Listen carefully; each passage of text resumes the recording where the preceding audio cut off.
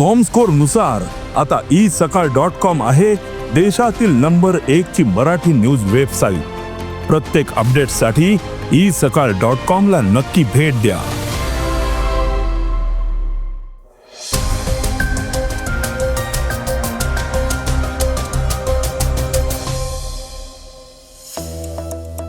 महाराष्ट्र सरकारने शाळांच्या स्थलांतरासंदर्भात नवीन धोरण लागू केलंय। महाराष्ट्र विधान परिषदेच्या 16 जागांसाठी निवडणुका जाहीर केल्या आहेत। ट्रम्प यांनी इराणला सर्वात मोठी ऑफर दिली आहे। मोफत आधार कार्ड दुरुस्तीची अंतिम मुदत वाढवली आहे। पेट्रोल आणि डिझेलच्या किमतींबाबत मोठी घडामोड समोर आली आहे। BCCI आता RTIच्या कक्षेत नाही। सूरज नंबियारला मौनी रॉयशी लग्न करायचं नव्हतं। या बातम्या आपण आजच्या पॉडकास्टमध्ये ऐकणार आहोत। नमस्कार, मी अनिरुद्ध गद्रे। आज 19 मे वार मंगळवार। तुम्ही ऐकत आहात देशातील number 1 Marathi news website isakal.com चं पॉडकास्ट। पॉडकास्टची पहिली बातमी आहे राज्यभरातील शाळांसाठी। महाराष्ट्र सरकारने राज्यभरातील शाळांच्या मनमानी बदल्या थांबवण्यासाठी एक नवीन आणि कठोर धोरण लागू केलंय। आता धोकादायक इमारत, नैसर्गिक आपत्ती, विकास प्रकल्प किंवा अपुऱ्या भौतिक सुविधा यांसारख्या विशेष परिस्थितीतच शाळांना स्थलांतरित होण्याची परवानगी दिली जाईल। नवीन नियमांनुसार RTI मानकांचं पालन, विद्यार्थ्यांचं 100% आधार प्रमाणीकरण, सुरक्षित अंतराच्या मर्यादेचं पालन आणि अतिरिक्त शिक्षकांची तरतूद करणं अनिवार्य आहे। या निर्णयामुळे विद्यार्थ्यांच्या शिक्षणावर होणारा परिणाम टळेल आणि शाळांच्या नावाखाली होणाऱ्या अनियमिततांना आळा बसेल असा सरकारचा दावा आहे। महाराष्ट्र सरकारच्या शालेय शिक्षण आणि क्रीडा विभागाने 15 मे रोजी जारी केलेल्या शासकीय आदेशात प्राथमिक, माध्यमिक आणि उच्च माध्यमिक शाळांच्या हस्तांतरणासाठी कठोर आणि पारदर्शक निकष निश्चित करण्यात आलेत।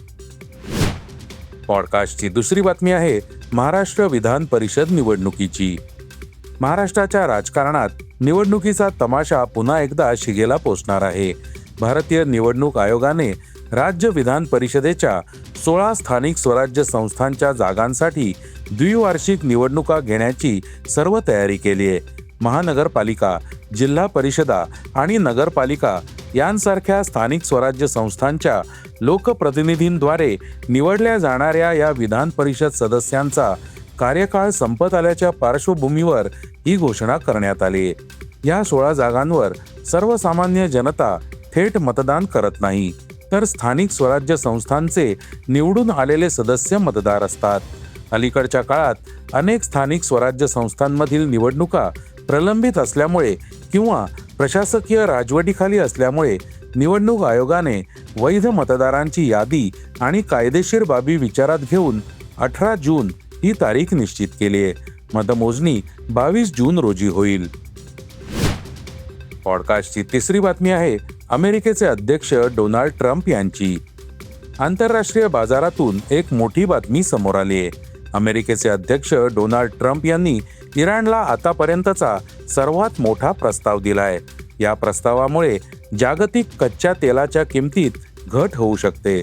इराणच्या निमसरकारी तस्नीम वृत्त संस्थेनुसार अमेरिका आणि इराण यांच्यातील वाटाघाटींचा एक नवीन मसुदा प्रसिद्ध करण्यात आलाय, ज्या अंतर्गत अमेरिकेने इराणच्या तेलावरील निर्बंध तात्पुरते उठवण्यास सहमती दर्शवली आहे। या अहवालात म्हटलंय की हा नवीन मसुदा पूर्वीच्या प्रस्तावांपेक्षा वेगळा आहे। या प्रस्तावानुसार वाटाघाटींदरम्यान काही निर्बंध शिथिल करण्याची परवानगी आहे। कोणताही दीर्घकालीन करार होण्यापूर्वी अमेरिकेने लादलेले सर्व निर्बंध हटवण्याची इराणची मागणी आहे। तेहरानचा युक्तिवाद आहे की भविष्यातील कोणत्याही कराराला वॉशिंग्टनकडून हमी मिळाली पाहिजे। अमेरिका सध्या केवळ एक तात्पुरती सूट देण्याची यंत्रणा देऊ करतंय, जी एक व्यापक आणि अंतिम करार होईपर्यंत लागू राहील। इराणचा आग्रह आहे की देशावरील सर्व निर्बंध हटवणं हे अमेरिकेच्या वचनबद्धतेचा एक भाग असलंच पाहिजे। पॉडकास्टची चौथी बातमी आहे आधार कार्डाची।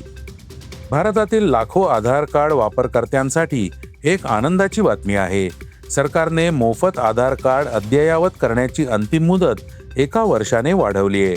वापरकर्ते आता 14 जून 2027 पर्यंत जन्मतारखेपासून ते पत्त्यापर्यंत मोफत दुरुस्ती करू शकतील. यासाठी त्यांना फक्त माय आधार पोर्टलला भेट द्यायची आहे.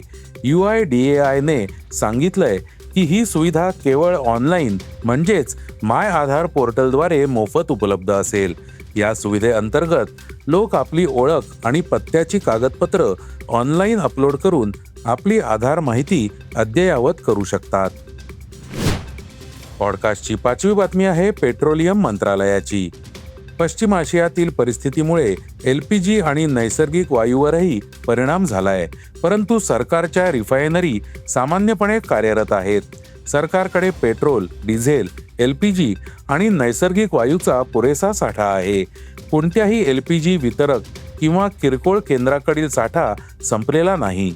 OMCचा तोटा दररोज 1000 कोटी रुपयांवरून कमी होऊन दररोज 750 कोटी रुपयांवर आलाय, असं सरकारने सांगितलंय. पॉडकास्टची 6वी बातमी आहे क्रीडा क्षेत्रातून. केंद्रीय माहिती आयोगाने स्पष्ट केलं की भारतीय क्रिकेट नियामक मंडळ हे माहिती अधिकार कायद्यांतर्गत सार्वजनिक प्राधिकरण नाही.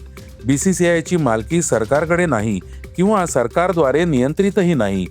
शिवाय त्याला सरकारकडून भरीव आर्थिक पाठबळ मिळत नाही. BCCI ही तामिळनाडू सोसायटी नोंदणी कायद्यांतर्गत नोंदणीकृत एक खाजगी स्वायत्त संस्था आहे. तिची स्थापना संविधान, संसद किंवा कोणत्याही राज्य विधानमंडळाने केलेली नाही. तसंच ती कोणत्याही सरकारी अधिसूचनेद्वारे निर्माण केलेली संस्था नाही. यासोबतच माहिती आयोगाने ते अपील फेटाळलं ज्यामध्ये BCCI कोणत्या तरतुदी आणि अधिकारांनुसार भारताचे प्रतिनिधित्व करते, राष्ट्रीय आणि आंतरराष्ट्रीय क्रिकेट स्पर्धांसाठी खेळाडूंची निवड करते, याबद्दल माहिती मागवण्यात आली होती. पॉडकास्टची शेवटची बातमी आहे अभिनेत्री मौनी रॉयची. टेलिव्हिजनपासून बॉलिवूडपर्यंत स्वतःचं स्थान निर्माण करणारी मौनी रॉय सध्या तिच्या वैयक्तिक आयुष्यामुळे चर्चेत आहे. तिचा पती सूरज नंबियार सोबतच्या नात्याबद्दल सोशल मीडियावर जोरदार चर्चा सुरू आहे. यानंतर दोघांनी विभक्त झाल्याची घोषणा केली. मात्र सूरजची एक जुनी मुलाखत वेगाने व्हायरल होतीये, ज्यामध्ये त्याने आपण लग्नासाठी तयार नसल्याचं उघड केलंय. एका जुन्या मुलाखतीत सूरज नंबियारने खुलासा केला होता की बऱ्याच काळापासून त्याचा लग्नाच्या संकल्पनेवर विश्वास नव्हता. लग्न आपल्यासाठी नाही आणि आपण त्या जबाबदारीसाठी तयार नाही असं त्याला वाटत होतं. मात्र दुसरीकडे मौनी त्यांच्या नात्याबद्दल खूप गंभीर होती आणि तिला स्थैर्य हवं होतं. मौनीने त्याला स्पष्टपणे सांगितलं होतं की जर त्यांना आपलं नातं पुढे चालू ठेवायचं असेल तर त्यांना त्याला एक नाव द्यावं लागेल, नाहीतर ते वेगळे होतील. हे होतं isakal.comचं पॉडकास्ट, अर्थात सकाळचं पॉडकास्ट. उद्या पुन्हा भेटूयात. हे पॉडकास्ट तुम्हाला कसं वाटलं जरूर कळवा. त्याला रेटिंग द्या आणि इतरांना रेकमेंड करा. धन्यवाद. Script and research by Vrushal Karmarkar.